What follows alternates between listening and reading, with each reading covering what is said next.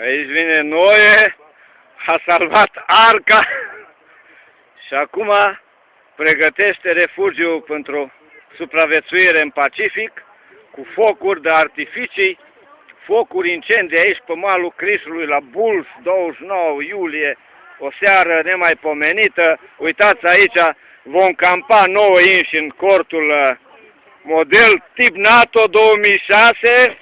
Acest cort va găzdui 9 persoane. Gândiți-vă ce înghesuială va fi aici și când va veni mirosul de băștini, cum o să o buzbuchească fiecare pe unde apucă. Semoa, eu sunt, da, domnul Groza Liviu, aici în persoană cu berea în mână. Și aici gașca. Gașca, 3 o ratata, 3 papuci, 3 lulele, 3 surcele. Uitați acolo, 2 surcele. Aici vedeți pe domnul Noe care a salvat arca. Din aia va face arcă și va duce animalele până pe muntele Ararat. Mai vine, uitați, soția lui domnul Gigi a salvat ce a mai rămas de arcă. Acolo alt megieș, uite, cu craca în mână.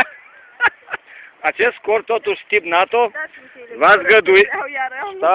Stați, doamnă, nu credeți că aici Logan... Bă, nu mă pipăie, ai cinevastă mea. Acest Logan, săracul, a străbătut distanța enormă, Oradea, Bulls, pentru a vedea acest peisaj. Acest peisaj e un peisaj, nu știu, ursul căutător de bere. Sconxul căutător de bere.